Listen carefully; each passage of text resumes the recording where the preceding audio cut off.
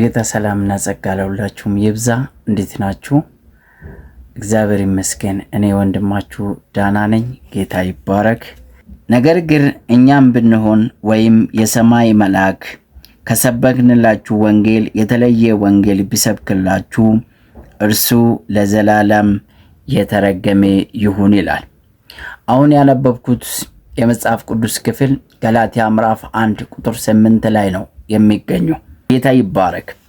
ጳውሎስ የረገመውን ትምህርት፣ ጳውሎስ የረገመውን ወንጌል፣ ጳውሎስ ከዚህ ውጭ የተሰበከላችሁ የትኛውም ወንጌል፣ የትኛውም ቃል የሰማይ መልአክም ቢሆን የምድር ሰዎችም ቢሆን እኛም ብንሆን ከሰማችሁት ከተቀበላችሁት ውጭ ሌላ ቃል ቢሰብክላችሁ እሱ የተረገመ ይሁን ብሎ በተደጋጋሚ የሚረግም ጳውሎስ የሚናገር ቃል አለ። ጌታ ይባረክ። ክብር ለጌታችን ለኢየሱስ ይሁን። ዛሬ ርዕሳችን የተለየ ወንጌል ይላል። የተለየ ወንጌል ምንድን ነው? ጳውሎስ የሰበከ ወንጌል አለ። ጳውሎስ የተናገረው፣ ጳውሎስ የሰበከ ወንጌል አለ። ከሰበከ ውጭ ሌላ ወንጌል ቢሰበክላችሁ፣ እኔ ከሰበኩላችሁ፣ እናንተ ከተቀበላችሁት፣ እናንተ ከዳናችሁበት ውጭ ሌላ ወንጌል፣ ሌላ ተልእኮ ያለውን ቃል ቢሰበክላችሁ ያን ወንጌል የሰበከ ሰው የተረገመ ይሁን ይላል። በጣም ከባድ ቃል ነው፣ ቀላል አይደለም። ጳውሎስ እዚህ ቦታ ላይ የረገመው ትምህርት አለ። እሱም ብቻ አይደለም፣ ይህን ትምህርት የሚያስተምሩ ሰዎች ሁሉ የተረገመ ይሁን ይላል። በመጀመሪያ ጳውሎስ የሰበከውን ወንጌል ምንድን ነው? ክብር ለጌታችን ለኢየሱስ ክርስቶስ ይሁን። ጳውሎስ የሰበከ ወንጌል ምንድን ነው? ጳውሎስ የሰበከ ወንጌል ከማን ተቀበለ ወይም ከየት አገኘው? እሱን በመጀመሪያ እናያለን። እዚሁ ላይ ገላትያ ምዕራፍ 1 ቁጥር 11 እና 12 ላይ ጳውሎስ ይሄን ቃል ከሰው እንዳልተቀበለ፣ ከሰው እንዳልተማረ፣ ወደ የትኛውም አስተማሪ ሄዶ ይሄን ትምህርት እንዳልተቀበለ ይናገራል። ታዲያ ጳውሎስ ይሄን ትምህርት ከየት አመጣ? ጳውሎስ ከሰው ካልተቀበለ፣ ከሰው ካልተማረ ይሄን ዕውቀት ከየት አገኘው? እንዴት ልሰብክ ቻለው? በመጀመሪያ ላይ ጳውሎስ በእግዚአብሔር ፍቃድ ይሄን ወንጌል እንዲሰብክ፣ ይሄን ወንጌል ለትውልድ እንዲያደርስ እግዚአብሔር በሐዋርያት ሥራ ምዕራፍ 13 ላይ ጳውሎስንና ባርናባስን ይሄ ወንጌል እንዲሰብኩ መረጣችሁ። ጳውሎስ ይሄን ወንጌል ለመስበክ የተመረጠው በእግዚአብሔር እጅ ነው። ለዛ ነው ጳውሎስ በተደጋጋሚ እኔ በሰው የተመረጥኩ ሳይሆን በእግዚአብሔር በክርስቶስ ኢየሱስ ይሄን ቃል ለመስበክ የተመረጥኩት ብሎ ሲናገር፣ ጳውሎስ ይሄን ወንጌል እንዲሰብክ እግዚአብሔር በሐዋርያት ሥራ ምዕራፍ 13 ላይ ከብዙ ነቢያትና ከብዙ ሐዋርያት መካከል ጠርቶ ለፈለግኩት ስራ ለይታችሁ ላኩልኝ ብሎ በቤተ መቅደስ ወይም የቤተ ክርስቲያን መሪዎችን ሲናገር እናያለን። ከዛ የተነሳ የቤተ ክርስቲያን መሪዎች እጆቻቸውን ጭኖበት ለጳውሎስ ጸልዮ እግዚአብሔር ወደ መረጠው ስራ እንዲገባ በረውኑላት። ጳውሎስ የተመረጠው እዛ በነበሩ ሐዋርያት ሳይሆን እግዚአብሔር ራሱ ተናግሮ እኔ ጳውሎስን እፈልግሃለሁ፣ ጳውሎስ ለዚህ ስራ መርጫለሁና ጳውሎስን ላኩልኝ ብሎ እግዚአብሔር ነው የመረጠው።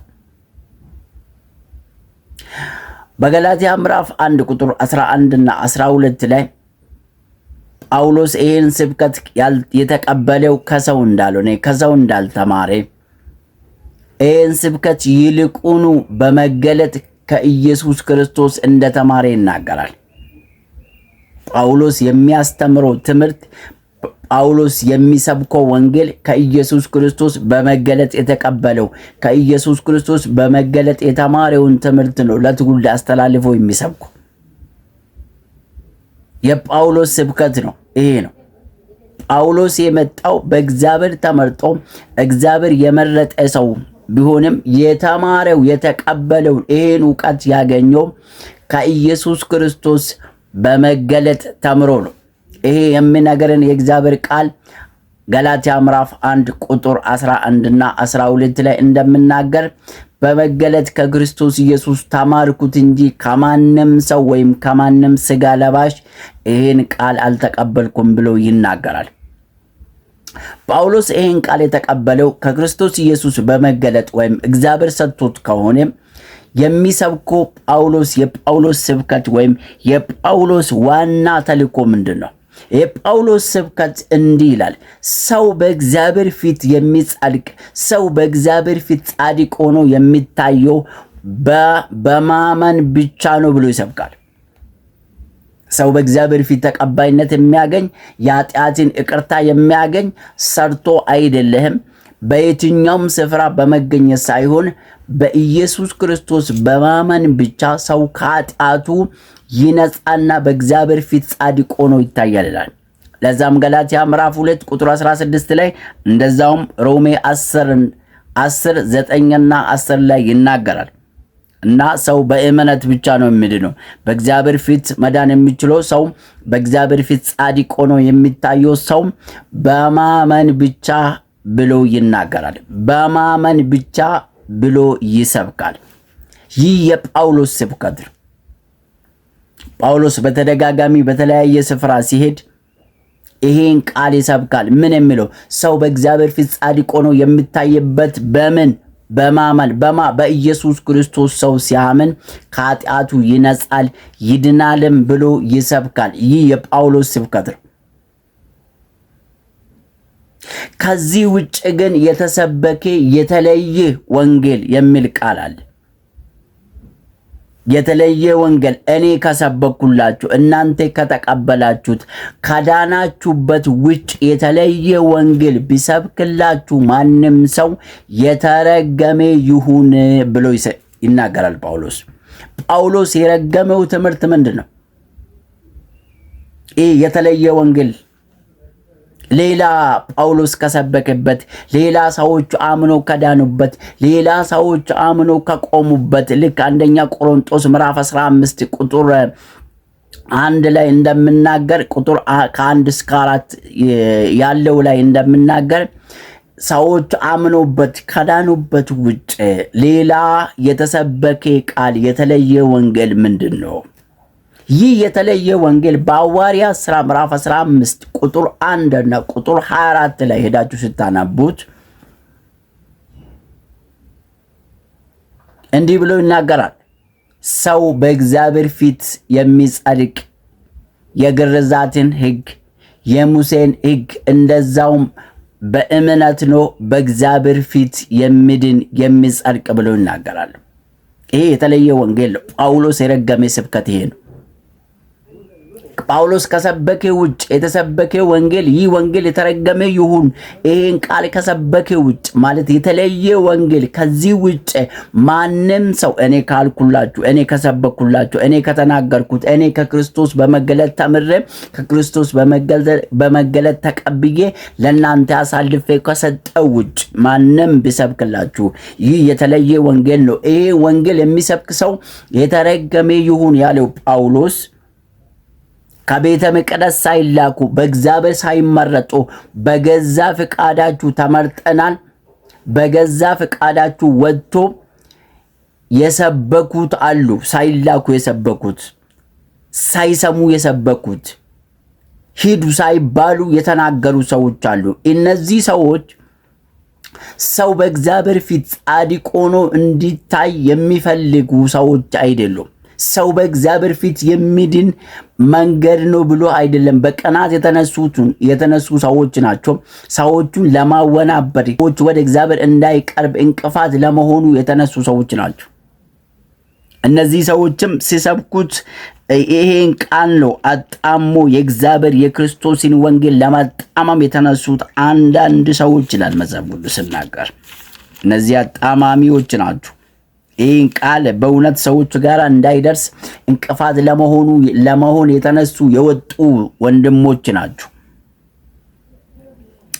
አንዳንድ ሰዎች ከይሁዳ ወደ አንጾኪያ ወርዶ በሙሴ ሥርዓት መሰረት ካልተገረዛችሁ ልትድኑ አትችሉም በማለት ወንድሞችን ማስተማር ጀመሩ ይላል ቁጥር 1 ላይ።